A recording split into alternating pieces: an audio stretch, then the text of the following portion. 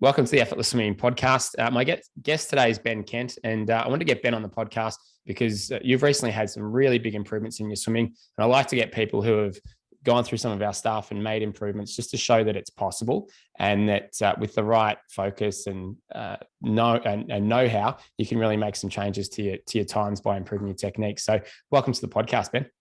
Yeah, thanks, mate. Thanks for having us. So tell me a bit about your background. Like, what's you're doing triathlon? How long have you been doing that for, and what's your swimming background as well? Yeah, so basically been doing triathlons for about 2.5 years.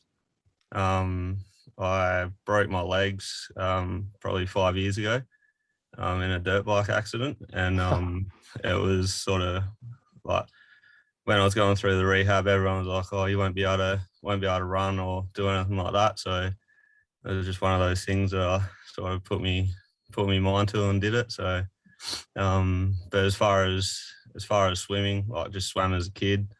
Nothing nothing too anything. And then went.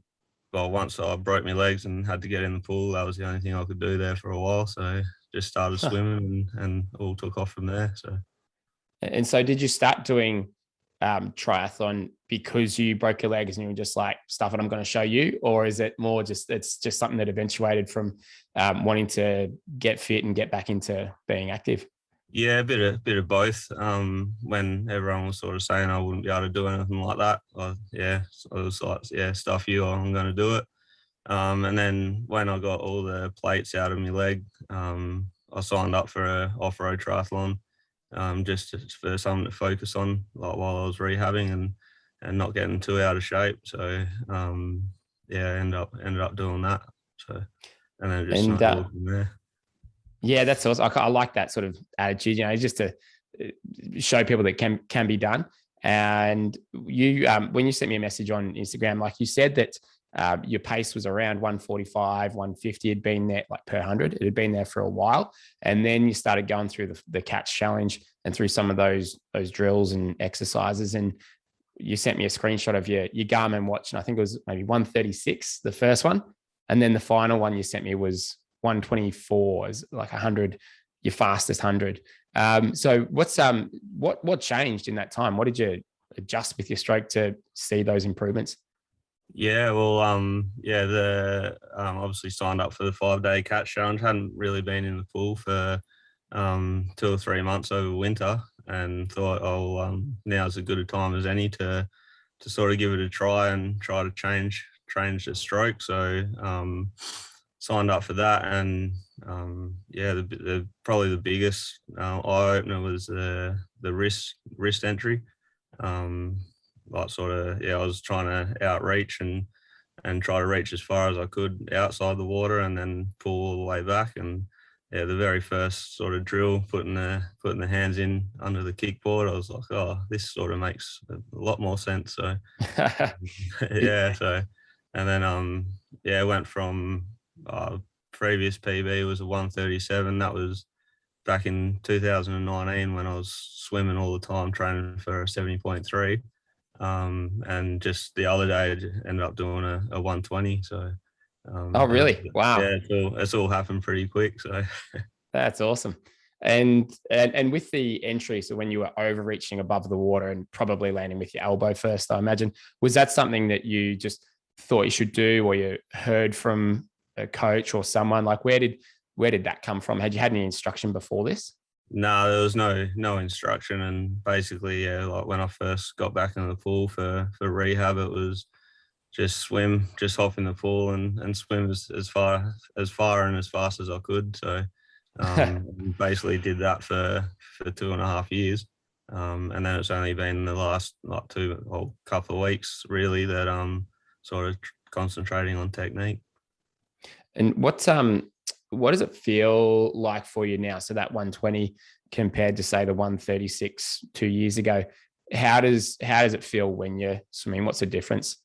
Yeah, I feel like I'm swimming slower and sort of easier. And then yeah, when I'm getting to the wall and touching, and I'm seeing stuff in the 120s, low 120s, I'm like, oh, I don't know where that's come from. And previously it would have been the Garmin skipping out of 25-meter length, and I could get those times, but now I'm doing the whole thing. So Yeah, that's awesome. I do find that often people feel like they're going slower because they're more relaxed, they're more composed. But when you're in that frame of mind and when you are in that way, you tend to just move so much better and you tend to hold the water so much better than when it's really panicked and rushed and that sort of thing. And it sounds like if you were overreaching above the water, that's possibly what was happening. Like you're just spinning the wheels a lot before. Does it feel like your catch has changed at all? And have you done any drills to work on that? Or is it just all a matter of changing the entry that's really made a difference for you? No, like I'd done the rest of the drills on the 5 days, and yeah, like sort of when my arms were going in the water, they were sort of facing up and not down, and like bending the elbow first and all that kind of stuff was yeah, like, and obviously with the drills that you get us to do, doing it the bad way and the good way, and like sort of, yeah, now the mental cues of where they should be and what they feel like if I'm doing them wrong. So you feel like you're a bit more aware of when it's right and when it's wrong. And do you feel that way because of the like those contrast drills in the catch challenge, or just because you know what you need to be doing now? Yeah, no, more the contrast drills. Like, yeah, I sort of, if previously probably, yeah, knew what to do or what I should be doing, and yeah, didn't know what that felt like. And yeah, now I sort of know what shouldn't be feeling like through the water. So Yeah, that's good because and for those listening, one of the contrast drills that we have people do is just like a front kick drill where you're face down with both arms in front, and you have your one is just have your hands up like high, so the fingers are up sort of near the surface and you're putting the brakes on, and then one where you're in the right position, which is about underarm depth. And it's, yeah, that just develops that awareness around knowing whether you're in the right position or not, because very few people are going to have a coach looking at them every session. You know, most swimmers are training on their own, and I'm the same. So you just don't get that feedback, and the only feedback you can really have is that awareness or that proprioception of what you're doing in the pool, and you need to know whether or not that's the right thing. And what does it feel like when you go to the pool now? So are you more motivated to go to the pool when you're seeing these improvements? yeah, definitely. Sort of while I'm at work, it's, yeah, I work 12-hour shifts, and I'm just like, yeah, I can't wait to get to the pool after work.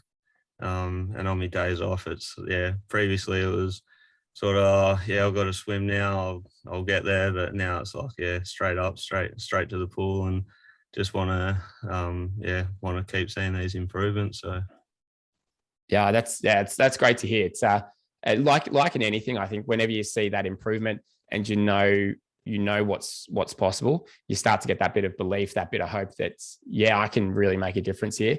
And that's what's motivating, and that's what's inspiring. And what have you got coming up? Is Busso going ahead? And yeah, is there anything on the calendar for you race wise? yeah, we've got a Bunbury OD coming up in a couple of weeks. That got cancelled back in February, so they moved it to October. So got that. Busso, yeah, it is going ahead at this stage. I haven't signed up yet. Trying to get it past the wife. So, and then my father-in-law and sister, we're going to team up and do the Roto swim. So, which has also been good, getting them down the pool and being able to sort of explain to them what they're doing wrong as well. So, That's really cool. Have you done that before? Have you done no, Roto? I haven't done it before. So, yeah, it'll be good. Yeah, I did it a couple of years back, and yeah, awesome swimming. Especially it's a real community thing in WA, isn't it? Like, it's just everyone knows about it. Heaps of people have done it as a solo, duo, or like trio, even like, you know, team of four. And yeah, just a really cool event. And I don't think we're going to be able to get over there this year. I've got some friends and some swimmers that want to go over there and do it, but Yeah. I don't know if that's going to happen. But certainly for the WA contingent, it's going to be yeah, another good event, because they did run it earlier this year, didn't they? They did end up going ahead. They did it. So yeah, just trying to get an entry to that. I think it's sold out in 10 minutes this year, so or Yeah, last right. year. So hopefully we get an entry to it. Yeah, and that opens soon, doesn't it? It's like October or November or something. Yeah. Yeah, fantastic. Well, yeah, Ben, thanks very much for being on the podcast, and looking forward to seeing what happens with your times over the next few months, and just seeing that improvement, because it's still early days, which is exciting, and there's so much more improvement available. And it doesn't mean it's always just going to continue to drop like that, because that's a pretty significant improvement. Yeah. And you might go on that roller coaster of maybe the times regress a little bit, but then you'll continue to improve and so on. But yeah, that's unreal, and I appreciate you sharing your improvement on the podcast. Yeah, no, thanks for having us, and yeah, hopefully someone can get something out of this and sign up and get their times coming down. So yeah, awesome. Thanks, and yeah, all the best for the Bunbury Tri. Yeah, thanks, mate. Cheers.